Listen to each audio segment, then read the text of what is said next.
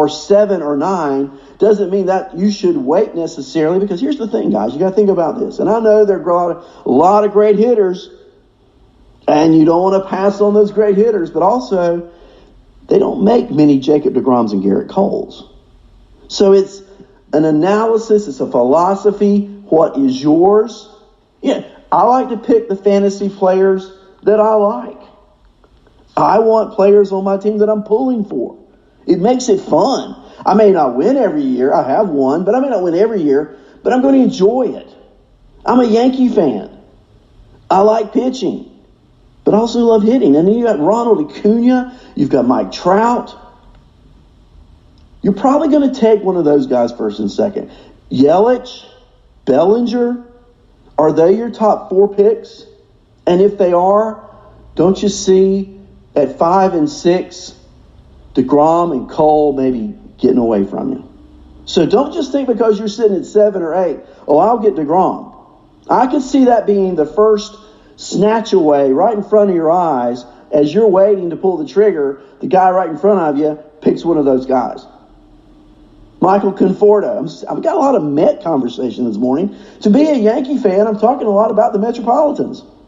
Well, yesterday, he hit his first home run of the spring against the Nats. He's hitting .267 in Grapefruit League play. That's okay.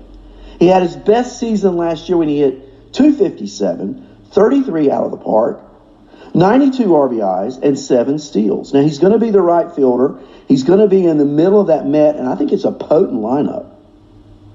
He's got protection. His current ADP is around 115. I think he's a steal. I think he is an absolute steal around 115. I can see Conforto being drafted much earlier than his ADP currently. Now, this is, again, good conversation, right? Okay? But I love Conforto. I really do. I'm going to talk about one more Met, then I'll get off the Mets, okay? Stroman pitched on Friday. He gave up 1 run in 2 innings against the Cardinals. It was his second Grapefruit League outing of the year, and he walked 1 and struck out 1. He gave up a Goldie home run, and his fastball was sitting between 90 and 93. His average velocity last year was 92.5, so he's right there early on. And he pitched 184 innings last year with a 3.22 ERA. Now, his ADP is around 210. What a value pick Marcus Stroman may be. Pitching in a pitcher's park in Flushing, New York, all season for the Mets. And how many of you guys think the Mets are a contender this year?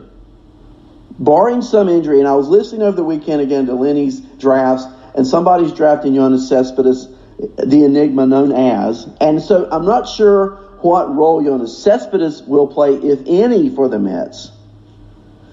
But I think their offense is solid. I like their pitching. I think the National League East, and this is why I'm starting with them this morning, could well be the most exciting and the closest race in all of baseball this year. We've talked about the Phillies. We've talked about the Mets. So let's get into the Nats real quick. The world champs. Yeah. Outfielder Victor Robles. He had an MRI on a left oblique sometime in late February. The results were negative. As of this weekend, he's still day-to-day. Davey Martinez is still saying it's early. He's going to be cautious. There's been no report of any aggravation or setback. And so Robles, as a top 75 draft pick stock, it's not gone down any. His concern would be, when will he get into action? He's going to be an everyday player. There's been talk, of course, of him leading off this year. He's going to steal a lot of bases if he's healthy, but that oblique, you got to get it completely healed. I know that's where the Nats are headed with this. And so I'm going to keep my eyes on reports dealing with Victor Robles going forward to see what is going on there. Sean Doolittle, will he be the closer? Will he be the setup guy? I can tell you this, he made his debut against the Mets this spring yesterday. He pitched a scoreless fourth inning and said after the game, quote, like I'm in a better tempo and a better position mechanically, end of quote, compared to where he was in 2019. Last year, horrible regular season for Doolittle compared to his past, 4.05 ERA. He'll start the season as the closer, but he's got Daniel Hudson and Will Harris who could take the job if the 33-year-old is not on his game. So where do you draft Doolittle? I'm not a big fan of drafting relievers and closers to start with. I'm just not. And so, I'm not a Doolittle truther, as they say. I'm not for several reasons. First of all, show me the money. I want to see that he's actually pitching well before I go out and draft a reliever. One start does not a fantasy season make, not in spring training. So those two players, critical to the reality team of the Nationals, Robles and Doolittle. And I think also when you're drafting in fantasy, keep your eye on these injury reports. Here's where this network is incredible. Lenny digs and digs. He's up at 4 a.m. digging for these nuggets. You got other podcasters digging for this same information, including yours truly. Keep your ear on the network. We're going to give you that information as the spring evolves. Each one of us doing our own homework. And when you get those stories repeatedly, there's got to be, where there's smoke, there's fire, right? I'm going to wrap up. I'm not going to get into the Braves today. Not a lot of stories there, but I do want to get into the Marlins, Sandy Alcantara, because if you're going to draft a Marlin, Alcantara could be a pitcher that you've got your eye on late in drafts. But I'll just tell you, Saturday, he ain't got it. He struggled. An inning and 2/3. Grapefruit Luke start against the Orioles. He got 5 outs, but he allowed 5 runs on 5 hits and 4 walks. He was the only Marlin All-Star last year, and his first outing of the spring, not memorable. Now, it's the first start of the spring, okay? So let's give him a little slack here. But he could very well be a late-round draft pick. He should pick up strikeouts, and he should lead that Marlin staff. Now, they're not going to win a lot of games, but he should get you innings, he should get you strikeouts, and he's got some good stuff. So ERA should be under 4. Not somebody to draft high at all, but somebody to keep your eye on in late rounds. So I'm going to shift now my focus to the National League Central and to the Milwaukee Brewers. How about 23-year-old Freddie Peralta? That 5-year contract extension, $3 million a year, not a lot of money. I don't really like 5-year extensions. I know it's only $3 million, but the Yankees gave Severino a 5-year extension, and you see how that's worked out the last 2 years. At any rate, Freddie Peralta, since signing that extension, he pitched Saturday, 3 innings, no hits, a walk, and 3 strikeouts against the Little Bears from the north side of Chicago. Now, he's been focusing this spring on adding a slider to his repertoire. And he's gotten off to a hot start in spring training. Now, we know the 23-year-old has elite strikeout ability. And the Brewers, obviously, by giving him the 5-year extension, believe he has a lot of room to improve and great potential. Is Freddie Peralta a sleeper candidate? Should be in the rotation this year. Will he give you good fantasy value? And if so, where in the draft? Now, I think he's around a 200 ADP or lower. And so is he a good late-round investment? Now, we've seen the really good. He's like the girl with the curl. When he's good, he's really good. And when he's bad, And that's Peralta's history to this point. Now, the thing I do like and am encouraged about Freddie Peralta is the fact that he's only 23 years old. So he's certainly on my radar. He's certainly on my draft board. And here's another player. Is there a deeper position in fantasy baseball than these two, third base and shortstop. I think those two positions are the deepest positions. And here's a player for the Brewers, Orlando Arcia, who has been flaming hot so far in Cactus League play. He's 5 for 13 with a double, 3 homers, 8 RBIs after 1 week of games.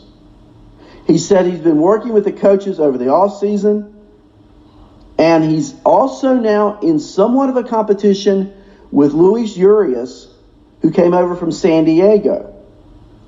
So Arcia, coming off a not-so-productive 2019, likely not to be drafted, but he should be monitored. I've only got 1 week of spring training in. Let's continue to watch how he progresses as we go through the remainder of the spring. Moving down the highway just a little bit, let's go to St. Louis while we're in the Central. And I want to talk about Carlos Martinez for just a moment.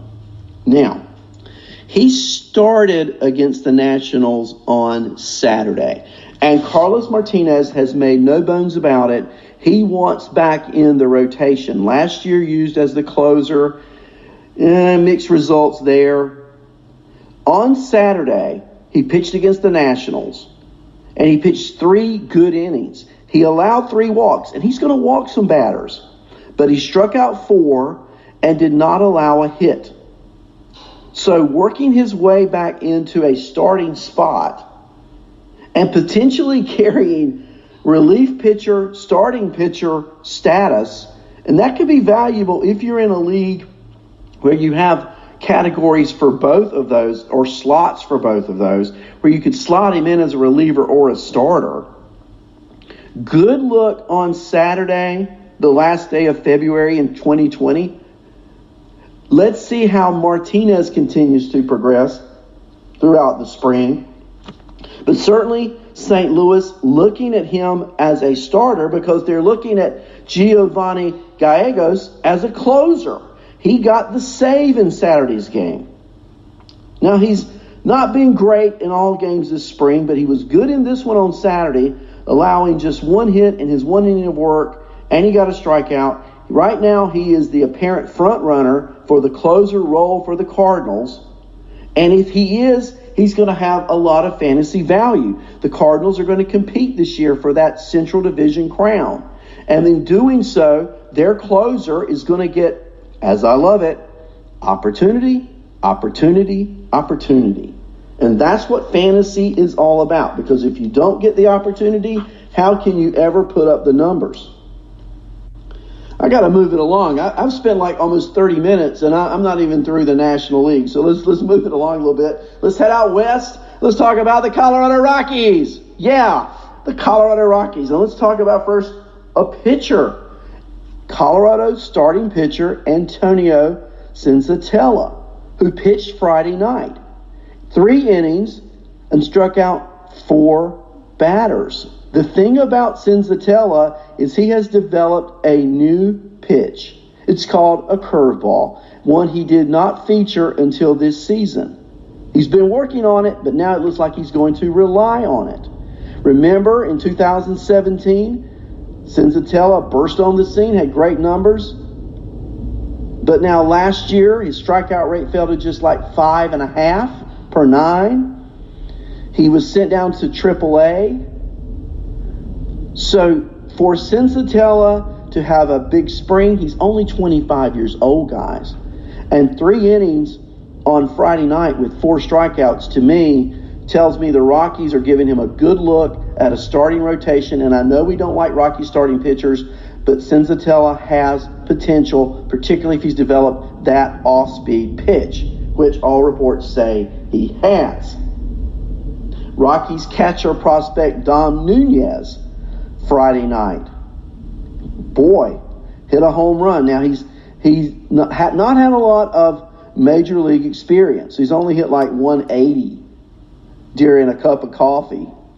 And he hadn't hit above 244 at single A. But Colorado has a light-hitting catcher, Tony Walters. And there's an opening for Nunez to earn some playing time if he can not only hit, but also play the position behind the plate. So, big home run Friday night.